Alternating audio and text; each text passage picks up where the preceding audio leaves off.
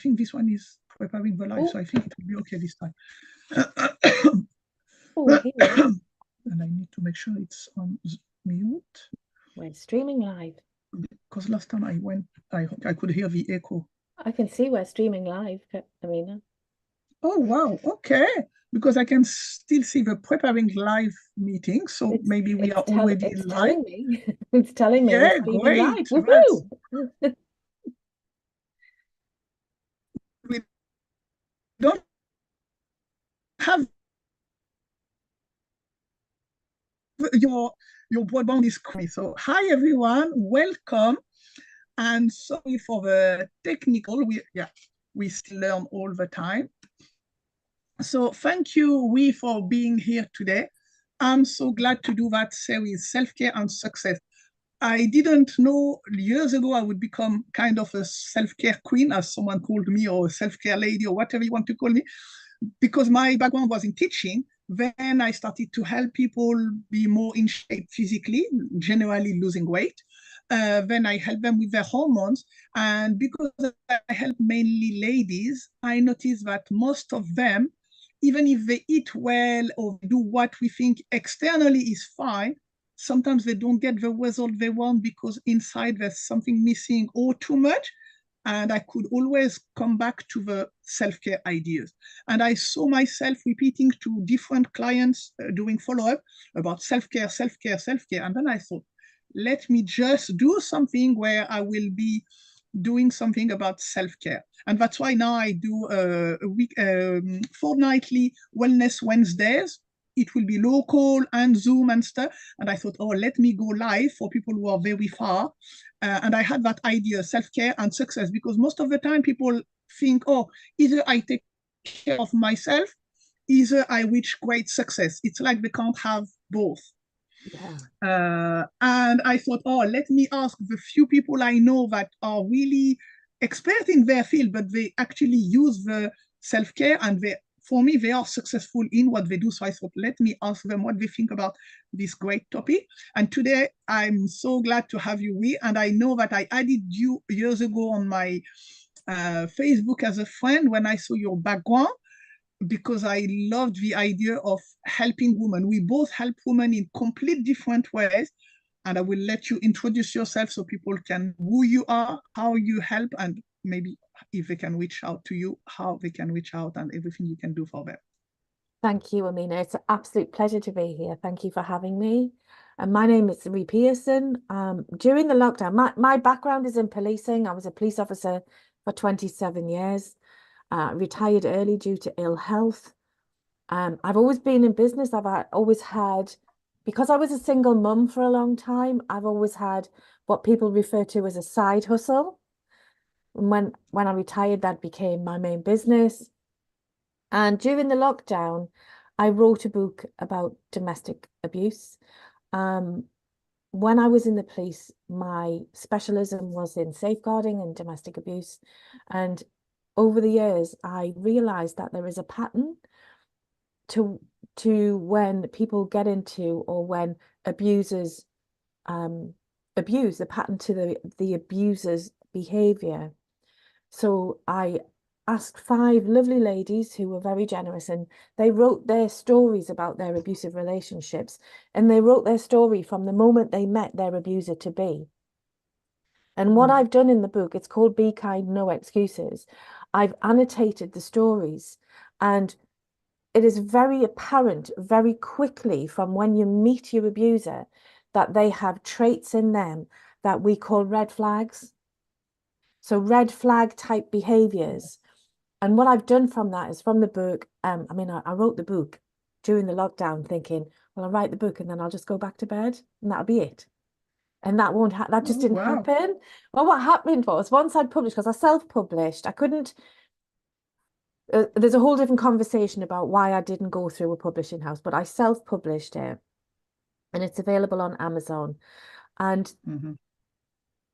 once people had started to read it, women who had been in abusive relationships came to me and were asking me for support and help.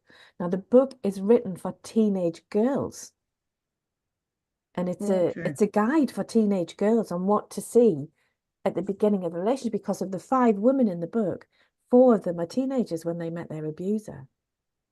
And 20% of teenagers will experience abuse in their relationships. So 20% of 14 to 19-year-olds will have been in an abusive relationship, which is insane. So the book then evolved into a course for adult women who'd been in abusive relationships and who wanted to get out of the cycle, because if you've been in an abusive relationship and you've survived that, you've survived this person, and then this person comes along, this person is always going to look better than this person.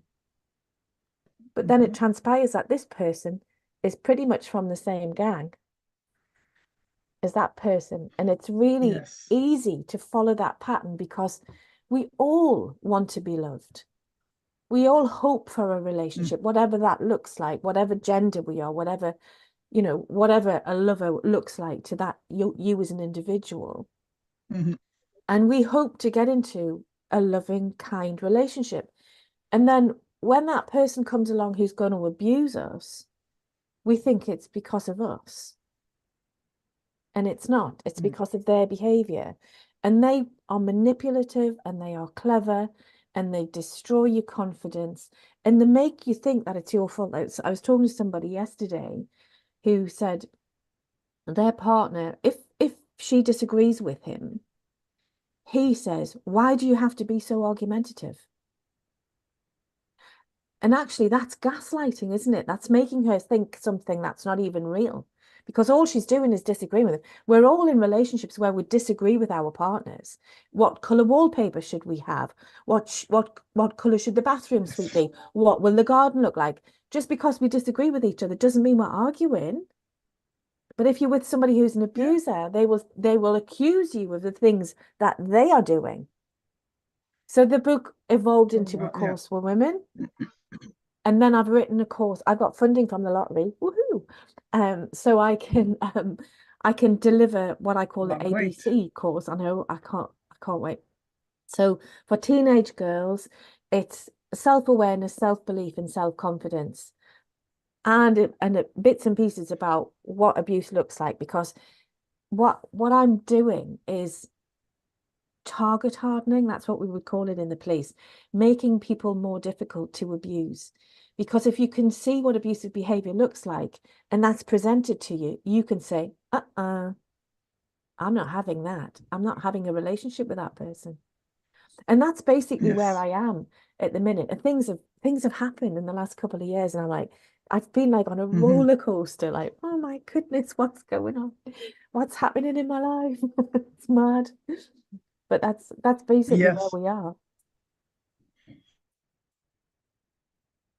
Yeah, I will just record to keep the I forgot to record before. Yes, I just wanted to have a recording to be able to manage that later on. I forgot about that. So that's great. And so it's like you plan your book about prevention a lot, but now with what you have thrown in the world, you have to deal with people who can't prevent anymore.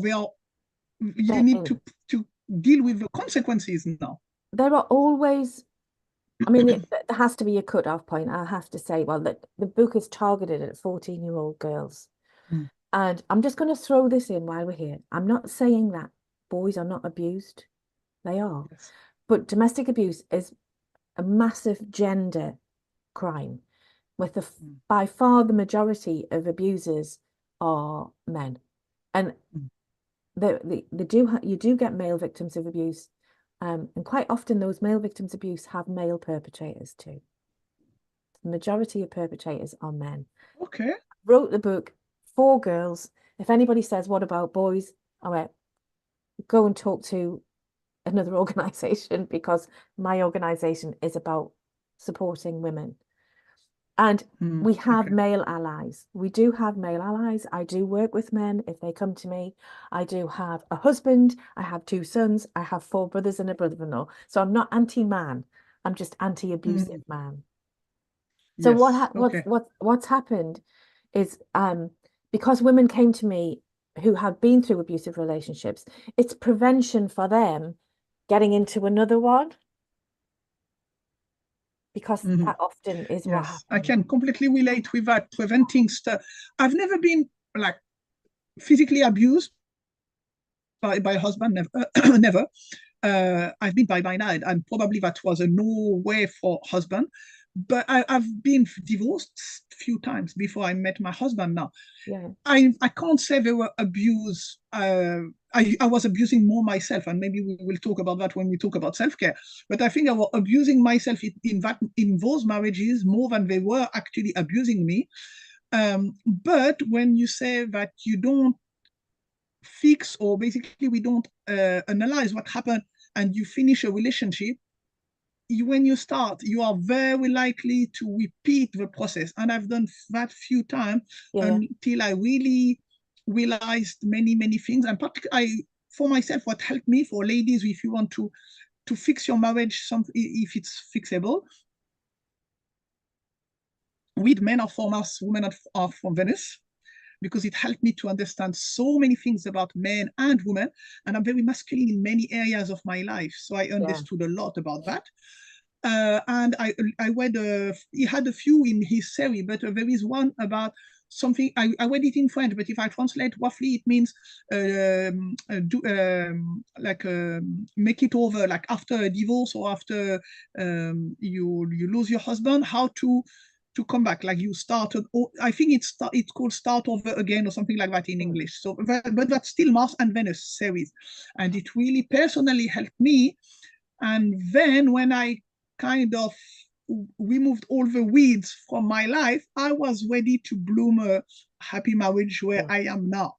Yes, So absolutely. And it's vitally important to understand that happiness comes from within. You can't meet somebody and they make you happy.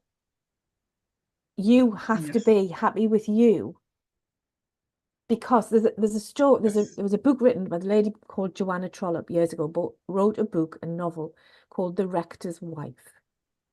And there's a line in the book that says, and the rector's wife is saying it, I am not the oars to his boat, I am a different boat. And that stuck with Mm, me, because so many people that have this whole like, we're two halves of the same thing. You know, we're one. Well, you're not actually. You, in order for you, if you want to be loved and to give no, love and love that person as well as you can, you need to love yourself first, because you cannot give love, yes, true love, to a person if you are broken, if you are, yeah, if you're because there not will be happy with yourself. a lot. If you, yes, yeah, if you don't, if you are very harsh on yourself, and like self-care or self-respect, if you don't have for yourself, don't expect anyone else to have it Absolutely. for And you. for me, I'm on my Mm. third husband now. Let's hope he hangs about. He's on trial at the minute. Okay, No, it's so I'm not. not the only one. Yeah, so I think when I first got married, I was very young. I didn't really understand what relationships were about. I didn't know what boundaries were. Yes, they start teaching that in school I actually. hope so. I hope they do now, because they certainly didn't in mine. And my parents didn't teach me, nobody around me. We never Yes. had those conversations. And one of the things we focus on at Be Kind is parental responsibility. Now, Mm-hmm. I have three children, and they're all adults now. My youngest is still at home because he's still at school, but technically he's an adult. But I have always been very open with the conversations that we have, because I don't Mm-hmm. want them to not know stuff that I should have taught them. I don't want them Mm-hmm. knowing stuff that they've learned from Google. I want Mm. them to know stuff about intimacy, boundaries, self-care, self-love, respect, and self-respect. I think those things are all part of what I see as my job as a mum, as a Mm-hmm. parent. Yeah. So And how we would we you define self-care in your oh gosh, there's a world, in thing on your my wall here, words as right? well? And there's 50 ways for self-care, right? Because we were talking about this a little while ago, I work with a lady called Annalise, and we have got a company called Women Only Wellness Limited. And Annalise works in she has a charity which she works with women who are in recovery from substance misuse, and she works entirely with women. I have got Be Kind, No Excuses community interest company. And while I do work with men, I would say 99% of the people I work with are women. And we were talking about what the commonalities are, because domestic abuse and substance misuse kind of come hand in hand, because so many women, so many women who are in abusive relationships turn to something else to help them cope. So they'll be drinking. I see that with the food often. I often deal with the food one. Yeah, food. Everything. Self-medicating, doing something that will help them cope with the chaos that is the relationship. So we were talking about that, and we noticed that so many women won't invest the time in themselves for self-care. But when we explored it a little bit and had chats with the people that we work with, so many people won't just not invest time, but they won't invest money either. And we were talking about what does self-care look like to you? And you see these things on social media, don't you? It's like, go and take a bath, take an hour, have a bath, put some candles on, have a glass of wine and read a book. Now, on the face of it, that's we see fine. That often, yeah. But for me, that's just having a bath. That's not self-care. It's just having a bath. And for me personally, lying in a bath for an hour would be torture, because my self-care is being outside and walking on the beach and inhaling, sea air, and walking the dog, or maybe it's going in the woods and like looking at things like, ooh, like when you look at the floor and it's like, ooh, mushrooms and ooh, things, and you see, and that's my self-care. So from one end to the other, self-care has a huge spectrum. But what we have to understand is you have to invest in yourself to some level in order to do the self-care. Yeah.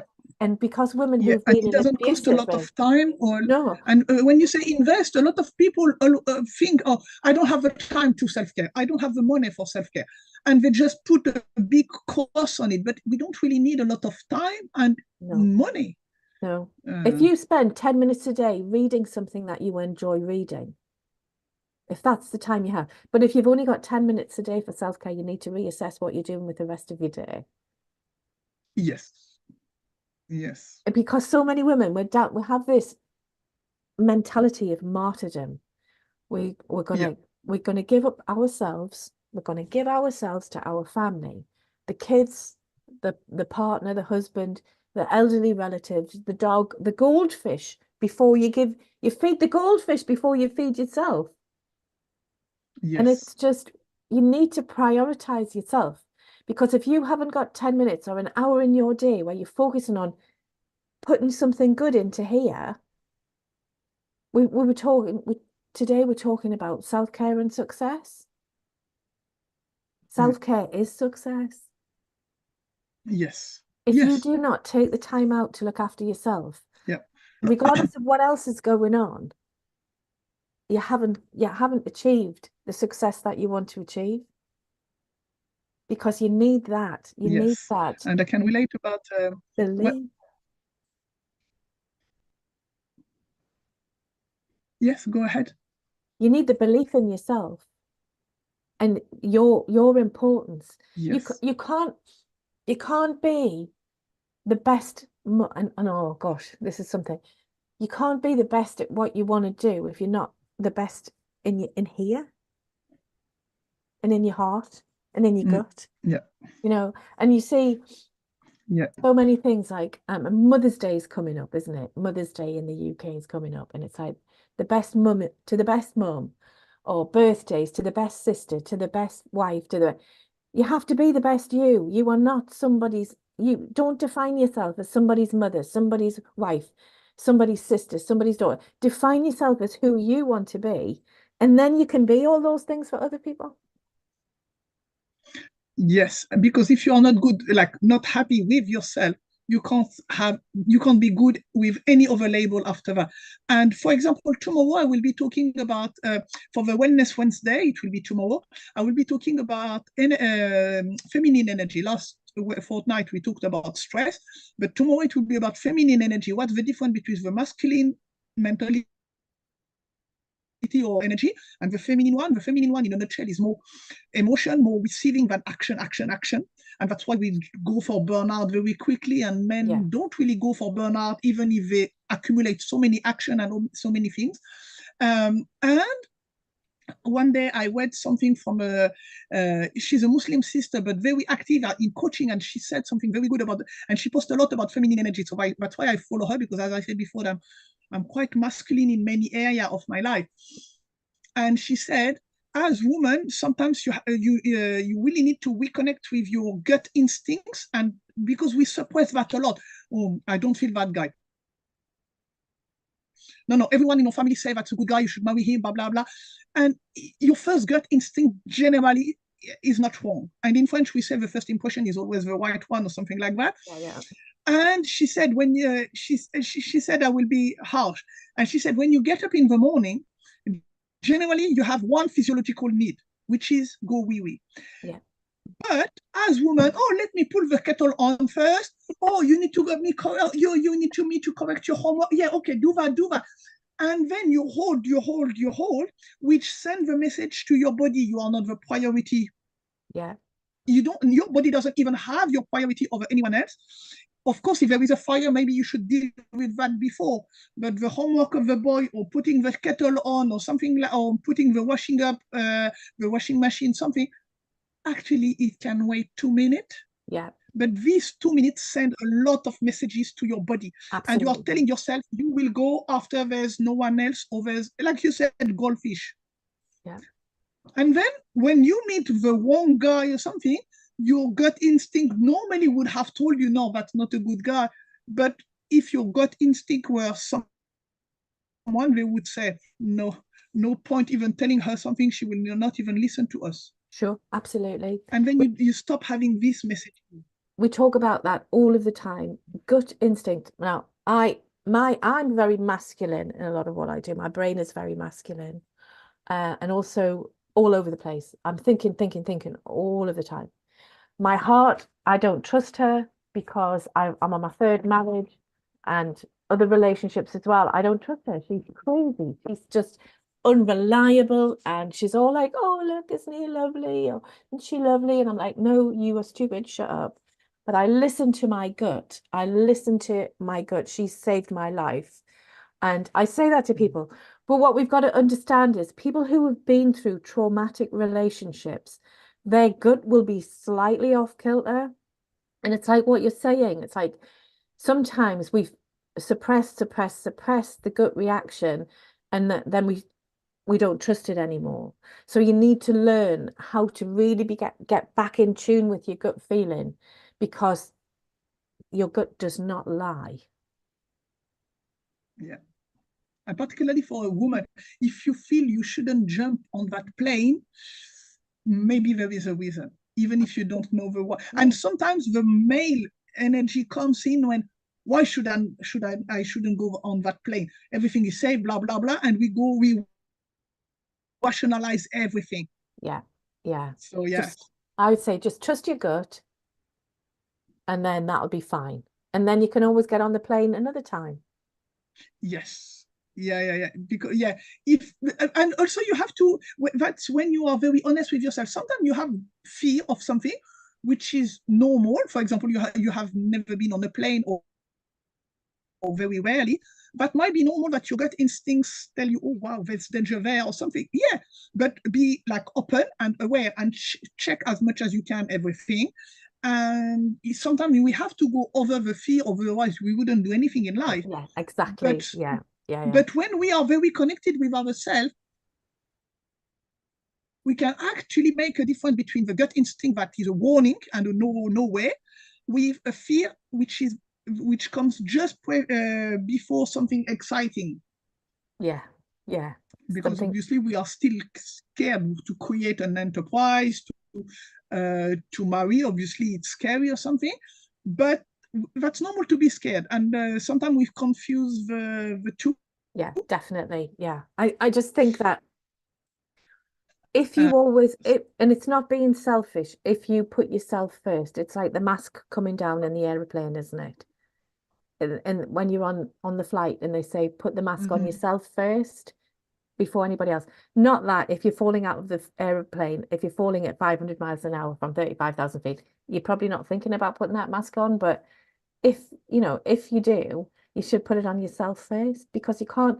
I remember looking back years ago when my youngest was like 4 or 5, and it was just after Christmas, and I bought my daughter a camera, and she took a photograph of me and my little one. And I looked at that photograph and I was like, oh, I just was not looking after myself at all. I was single. I had 3 kids. I had no support from anybody. I was on my own. My ex was a nightmare, and I had no finance. And this is one of the reasons I got into the side hustle business, because I had to supplement my income, because I was on my own with 3 kids with no support. And I looked at that photograph and I thought, oh my God, Rie, if you don't look after you, who is going to look after these 3 children? And that was a turning point for me, because I realized that in order to look after them, I had to be the best that I could possibly be.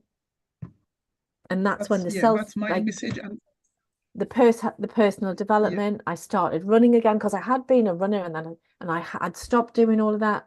I started going out and running. I got really fit. I was at my fittest in my 40s, which is crazy. Oh, wow. I joined the police when I was 22, but I was fitter at 44 than I was at 22. Physically fit. I can relate with that. I'm fitter now, age soon 49, perimenopause, than I was in my 20th birthday. But it's about putting that priority, because my priority was my children. And in order for that to be fulfilled, I had to look after myself. Yes, and that's why I always try to say to women, you can't look after your children well if you didn't look after yourself. And I have at least 2 examples in my mind of ladies who went into burnout because they put everyone before, and and they think, oh, they are doing good. But now that, and I was very harsh with one of them, and I told her, look, I told you, take a few minutes for yourself. Oh, no, I can't. I have to do that for my son. And I told her that when she was in the hospital. And I told her, look, now you are in the hospital. You don't even have the energy to hold the spoon. Holding the spoon for her was like, it was like weight. She couldn't do that. She had to be fed. Oh, my goodness. So how useful are you in that state? Maybe if you could avoid that, that's better. Yes, you can say no to your child, have 5 minutes for you. So when you come back to your child, you are still alive, and you can still do for it. And I can relate as well, having no self-care with my son in France. He's now 29. And always like working, and I had only one, so I had actually time for me if I wanted, but I've never even thought about having time for myself. There was always something else to do. So I put everyone before, and I was bitter because no one looked after me. I was bitter because I had no pleasure in my life or something, and I realized that actually I could have done something, but I never did. And later, little by little, I started to change. And when I came to UK, it's like I came as a complete different person. And now, even in my course that I've done, it's an 8-week course about emotional wounds. I mentioned that almost every time before we start every week about the self-care and looking after yourself. And I always put 2 pictures on the slide, which are very extreme pictures. One very overweight lady on this little car that they can have, for disabled or something like that. Oh gosh, yes. So very, very overweight lady, or another one completely skinny, but she's in hospital like that. And it reminds me my friend with a burnout.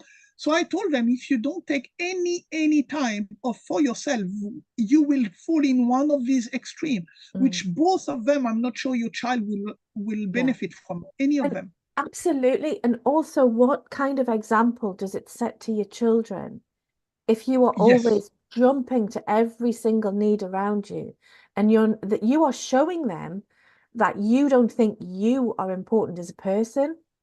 And so down the yes, line, they're going to go, yeah, well, I'm not important as a person because that's what I have to follow. That's my normal. That's what I'm going to do. yes. I'm not important. I And it didn't just think about that as well. perpetuates, Yeah, it just yeah, and continues then that the cycle. girl will think if your daughter is a little more into self-care, for example, naturally, the day she will want to have a bath or something, oh no, how come can I have a bath? There is all this washing up left. Or how can I go for a walk?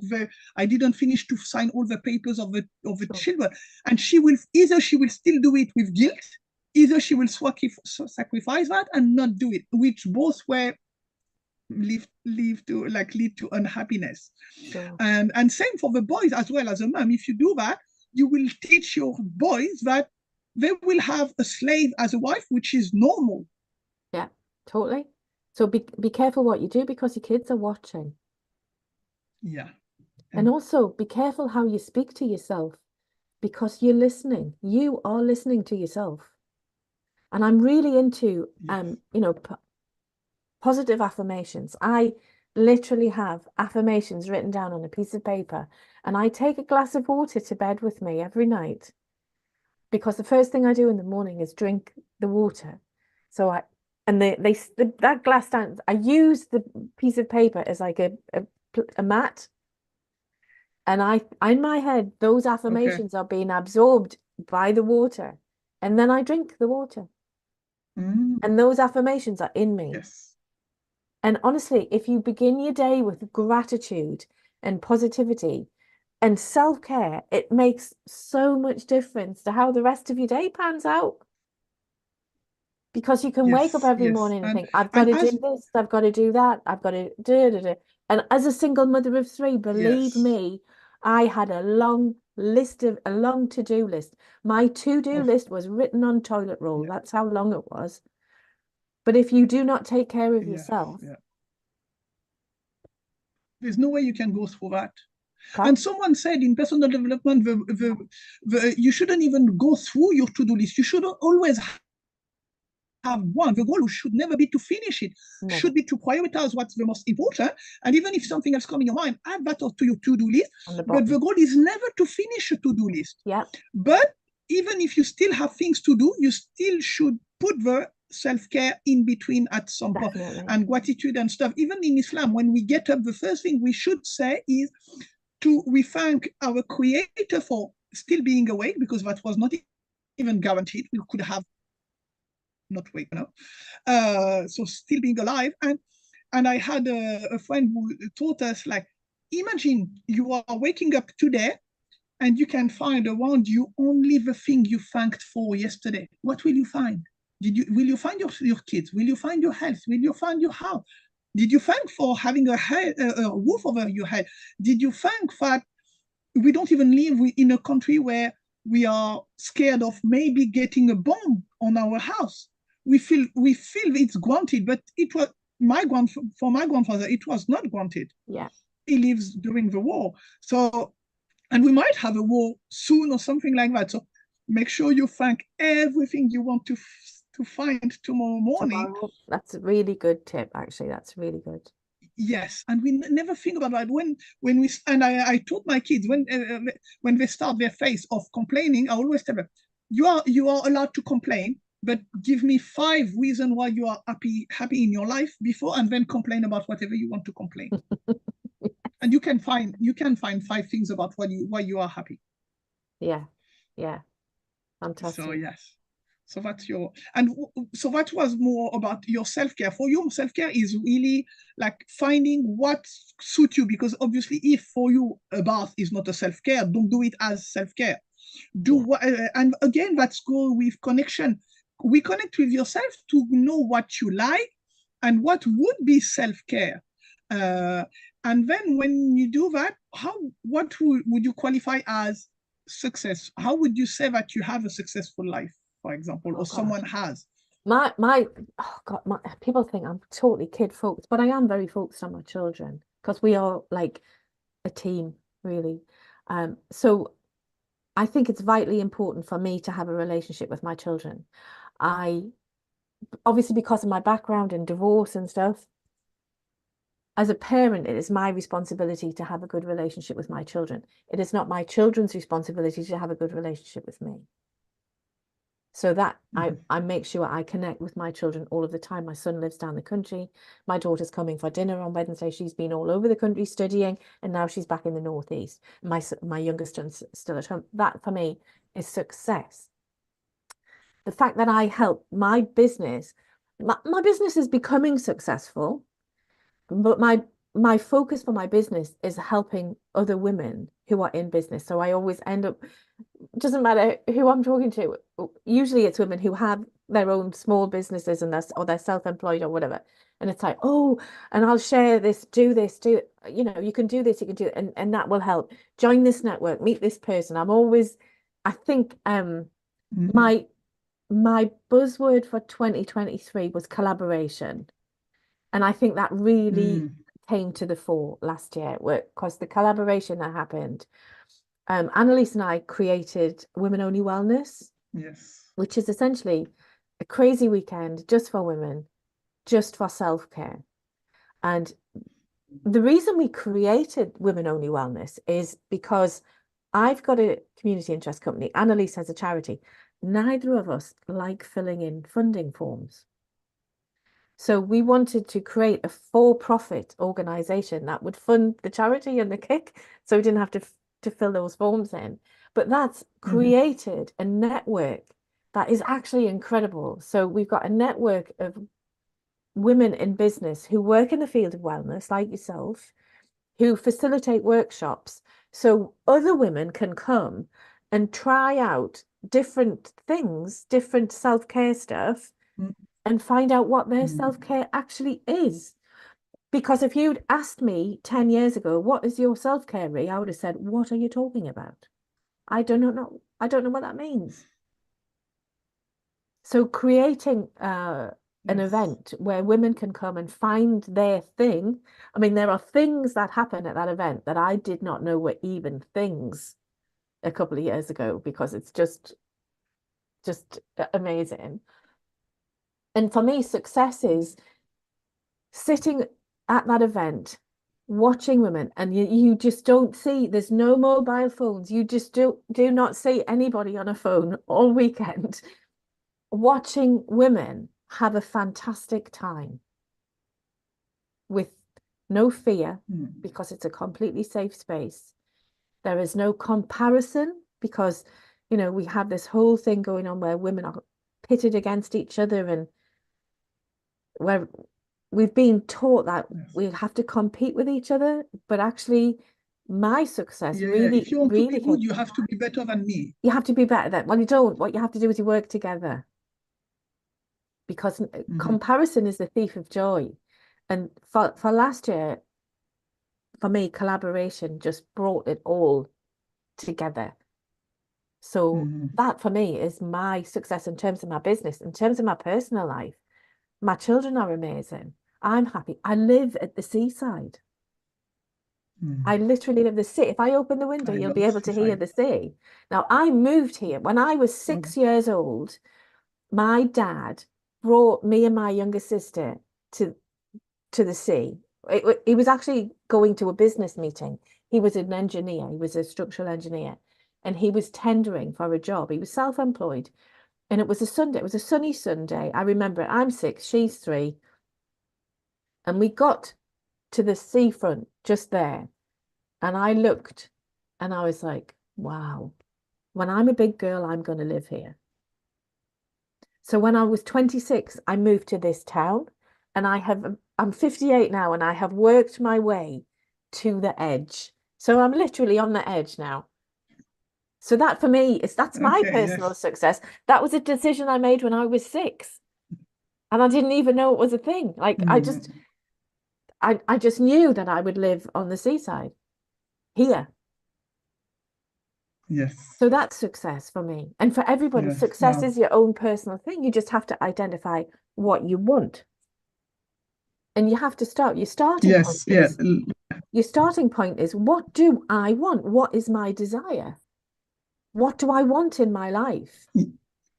And just go But so many ladies, they and have do it. suppressed their desires so much that even when we ask them, if I had a magic wand and I can change completely your Yeah, life, I don't know. what it would look like? They don't know. I don't know. I don't know. I know. So how can they get there? Practice. You have to start You can't practicing. change something if you don't know where you want to go. If you practice, if you start off with the gratitude, at the end of the day, thank you for the day. Thank you for that. Like you said earlier, thank you for the roof over my head. Thank you for this. Thank you for that. And you start up the next morning and you wake up with gratitude. That's a start. And there is always something to be grateful for. Yeah. Even if you are in the depths, there is always something. Life is to be grateful for. Your kids are to be grateful for, even when they're being little. I've been very lucky actually. But there's always a tiny thing. And then you build on it. You build on your positive affirmations, you know. I am loved, I am cared for, I am appreciated. You know, things come to me, like whatever it is you want, tell yourself that that thing, Yes. whatever it is attracted to me like I'm a magnet. And when you first start with your Yes. affirmations, you don't have to say I am. You can say, what if I am? Until you find the Yes. affirmations Yes, and when that are right for when you. you were talking about self-talk, it made me think about something I didn't want to interrupt. But when you said about self-talk, I love. Do you know Jim Quick is a brain coach? No? Quick, Kwik. He's a brain coach. Basically, he will teach you how to read like speed reading and how to improve your performances. Basically, everything with brain. And he said when you start saying something when you have already said it, it's too late. You have said your negative sentence. Uh, I'm not a good mom, or I can't stop smoking. Yet, yet at the end, psychologically, Yeah. it's like Yeah, yeah. you are. I'm not a good mom. Yet, Yet. it That's a means good you one. are on the way. And So, next yeah. time, maybe you will start say, I'm not, and you will stop yourself before you say a good mom. So you will say, I'm not sure how to become a good mom. Or the I'm not a good mom will become I'm not sure. And then next time, instead of I am not, it will be I am. And you are about to say Yeah. not, you will not say the not. Yeah. I am learning how to become a good mom. Yeah. And little by little, Little steps. you will become And what that's the you thing, really isn't it? want. Because if you have an issue, if you have a problem, look at how you can fix it. Yes. So if you, for example, think, I'm not a good mum, then read a book on childhood brain development. Yeah. Do something And I to learn even about how as you children said about work. problem, when you said about problem in personal development, long time ago in France, they taught us to ban that word and to replace it with star. You don't have a problem, you have a star. And star in French was an acronym for, I call it TST in English, but to be able to pronounce it, but normally it's TSTS, temporary situation to solve. So when you say, I have a problem, what you see in your mind is completely different from what you see when you say, I have a temporary, so it will Yeah, not last forever, yeah, yeah. situation to solve, which means you don't know yet and don't know where and how and why, but there is a solution somewhere. Yeah, absolutely. Always, always. Like the failure for me isn't a thing. Yeah, Failure is a stepping stone towards success. So I have had yes, failures in business as I've gone along. We lost a few years ago, we lost a business, and that massively impacted on our finances as a family. mm, And I was like, yeah, but I've learned this. mm, And we start again. We start again. And we don't yes, make the mistakes that we made. And actually, I share those business learnings from that failure. yeah, yes. And I am actually Yeah. grateful for But that because it taught me so much. It taught me so yeah, much more than the loss of the money. It taught the learning is priceless. that was worth, yes, that was worth the money. That was like you paid for that lesson, basically. Yeah, yeah. But I would have, if I'd known Uh, it at the time, I would have paid a lot more. Yes, yeah. And that could be another series about people who want to interview very successful people. I'm sure there is not a single one that can say, I went to success that way. No. They had some, It's 2 steps forward, 3 steps back sometimes, isn't it? And yeah, you have to learn, and you have to allow yourself to make mistakes. You have to, especially, when I'm talking, obviously with Be Kind, I'm talking to teenagers and I'm talking to parents of teenagers. And I say to parents, put your hand up if you've never made a mistake. And it's tumbleweed. Like, nobody has ever gone through life without making a mistake. And if they had, they would be like stupid people. Like, because you learn far more from the errors than you do from getting it right first time, don't you? yes, So, yes. parents need to understand that teenagers make mistakes as well. And you shouldn't criticize them for making mistakes. You should allow them the time so they can come to you as their trusted person, so they can tell you about the mistake they've made without the parent you kicking off about it, without you being so critical of them for doing the things that they've done. Yes. Be the safe parent. Yeah, otherwise they will go to someone else and you don't know who it is. Exactly. And yes, and that's really why, yeah, I couldn't talk to my mom because she was like absent, we can say, Yeah. mentally, and my dad was too harsh, so I couldn't talk to any of them. I had to learn by myself with an auntie, with boys on the estate. Yeah. And I didn't really learn what I needed to learn, and yeah, it didn't help me. Yeah. And that's I Yeah, had very so similar yeah, I'm experience. I trying couldn't to. I don't have any contact with my mother at all. Oh wow. But I am but on like learning from that, because when you become a parent yourself and you realize what parenting looks like, what it should be, what the love, what the care is, and then I realized that what my mother was not a caring mother. She was the opposite of that. And I made a decision that I had to protect myself from that, and I had to protect my children from that. Um, but again, I'm grateful because that's what she taught me. Mhm. And I will not do the Yes, things that she does to my children. Because if I hadn't realized yes, that, I might have just continued to perpetrate that narcissistic abuse on my kids. yes, yeah.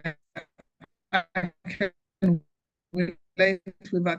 I don't think my dad was, and I hated the way he brought me up, but I did the same with my son in France, who was the kind of taking everything inside. And I honestly take part of responsibility when he went through 2 cancers in 2021. And I hated that, but because I didn't really know another way, I did exactly the same. Yeah. And I have another friend who has the similar experience, but with her mom, not a dad. So for her, she did completely the opposite, which didn't help. She let her kids do whatever she wanted. She was so nice, so soft. 3 of the 5 ended up in jail Oh no. because no boundaries. So Yeah. basically, she didn't want to reproduce the mom behavior. She didn't, but it was too extreme the other way. Yeah. Yeah. And I was, yeah, reproducing same until I stopped and thought. Well, actually, we had a personal development meeting, and long story short, they asked us to imagine we are dead, and someone on the microphone is telling, I don't know the name of that, that speech when we talk about someone just dead. Uh, um, and I was imagining, obviously, my son, and I was thinking, he has no proof I love him. If I die now, if someone asked him, do you think your mom loved you? Yeah, I think so. I could imagine something Yeah. like that, but I couldn't imagine him saying, yeah, yeah, she loved me or something. And I had 1 hour drive to go home, and I thought, please God, let me arrive home alive. Let me fix that. I want him to know that I loved him and I still love him, but he had no proof. Every time I was about to collect him from school, I felt an eruption, like a volcano eruption of good feeling. Oh, when I collect him, I will hug him, I will kiss him, and I'm not on contact, physical contact at all. But every time I was about to collect him from school, quick, we will meet the bus. And I was shouting ahead of him, and I thought, he never see the feelings I had in the bus 5 minutes ago. Yes. He can only see the shouting mom and the very demanding one. And I had to fix all that. And I tried to fix so much that he asked even my mom, but who said she didn't know. He asked my auntie if I didn't have a terminal disease or something. He thought I was I learned that I would die 2-3 months after, because when he said that to my auntie asked me after that, do you have anything or something? And she told me, your son made me cry, because when I asked your son, why do you think she's sick or something, he said, I don't know, she's becoming nice. And it was, oh no. And it was very painful, actually, So I really decided that I would fix that. And I managed, but not completely. Obviously, he was already 15.